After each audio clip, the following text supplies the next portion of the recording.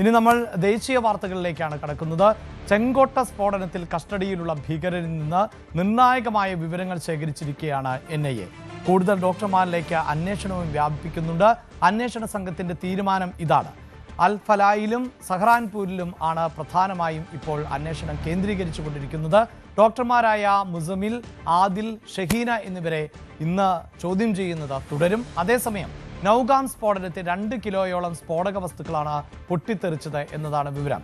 MG മിഥുനിലേക്കാണ് പോകുന്നത്. മിഥുൻ, ആദ്യം നമ്മൾ നൗഗാമിലേക്ക് പോകുന്നതിന് മുമ്പ് ഈ ഡൽഹി സ്ഫോടനം, അതുമായി ബന്ധപ്പെട്ട് കൂടുതൽ വിവരങ്ങൾ പുറത്തു വരുന്നു. അതാകട്ടെ നമ്മൾ സൂചിപ്പിച്ചു കഴിഞ്ഞതാണ്. ഈ ഡോക്ടർമാർ പങ്കാളികളാകുന്ന അല്ലെങ്കിൽ ഒരു വൈറ്റ് കോളർ ടെററിസം എന്ന നിലയിലേക്ക് വേണം ഇതിനെ കാണാൻ. അതിനെക്കുറിച്ചുള്ള സൂചനകളൊക്കെ നേരത്തെ തന്നെ ഇൻ്റലിജൻസ് വൃത്തങ്ങൾക്ക് ലഭിച്ചിരുന്നതാണ്.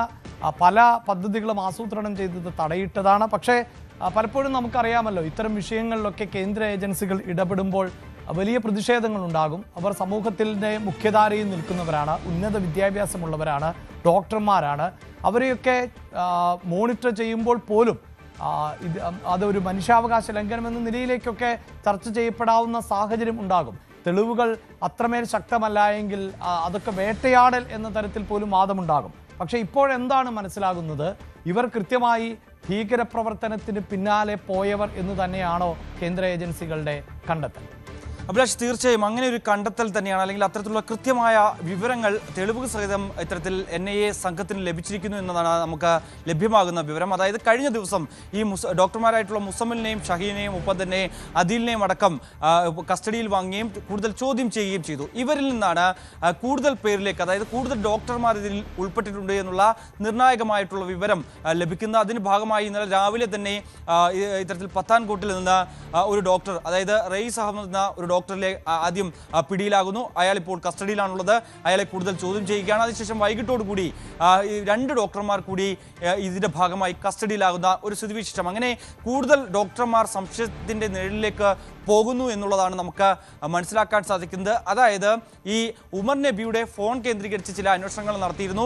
അതിൽ നിരവധി പേരുമായി കോൺടാക്ട് ചെയ്തിട്ടുണ്ടായിരുന്നു. അതിൽ പലരും ഡോക്ടർമാർ തന്നെയാണ്. അതുകൊണ്ട് തന്നെ ഇവരിൽ കേന്ദ്രീകരിച്ച് അന്വേഷണം നടക്കുന്നുണ്ട്. മറ്റൊന്ന്, ഈ അൽഫല യൂണിവേഴ്സിറ്റിയിലും ഒപ്പം തന്നെ ഈ സഹാറൻപൂരിലെ ആശുപത്രിയിലും കേന്ദ്രീകരിച്ച് കൂടുതൽ അന്വേഷണം വ്യാപിപ്പിക്കാനാണ് ഇപ്പോൾ തീരുമാനമെന്നാണ് അറിയുന്നത്. കാരണം പ്രത്യേകിച്ച് ഈ ആക്രമണം നടത്തിയതിനു ശേഷം ഈ ഉമർ നബി ചാവേറായി മാറി ഈ ചെങ്കോട്ടയിൽ സ്ഫോടനം നടത്തിയതിന് തൊട്ടു പിന്നാലെ പല ഡോക്ടർമാരുടെയും ഫോണ് സ്വിച്ച് ഓഫ് ആണ്. അവരെ ബന്ധപ്പെടാൻ സാധിക്കുന്നില്ല. അവർ ഇത്തരത്തിൽ ആശുപത്രിയിലേക്ക് വരുന്നില്ല എന്നടക്കമുള്ള ചില വിവരങ്ങൾ NIA കണ്ടെത്തിയിട്ടുണ്ട്. ഇത് ഏതെങ്കിലും തെറ്റ് ചെയ്തതിൻ്റെ അടിസ്ഥാനത്തിലാണോ, അല്ലെങ്കിൽ ഇവർ ഇതിൻ്റെ പങ്കാളികളാണോ ആയിട്ടുണ്ടോ, അല്ലെങ്കിൽ ഇവർ ഈ ഗൂഢാലോചനയുടെ ഭാഗമായിട്ടുണ്ടോ, ഇവർ ഏതെങ്കിലും തരത്തിൽ സഹായം ചെയ്തു നൽകിയിട്ടുണ്ടോ തുടങ്ങിയ കാര്യങ്ങൾ NIA പൂർണ്ണമായും പരിശോധിച്ചു വരികയാണ്. ഇവരുടെ വിവരങ്ങൾ ശേഖരിച്ചു കഴിഞ്ഞിരിക്കുന്നു. അതുകൊണ്ട് തന്നെ കൂടുതൽ അന്വേഷണത്തിലേക്ക്.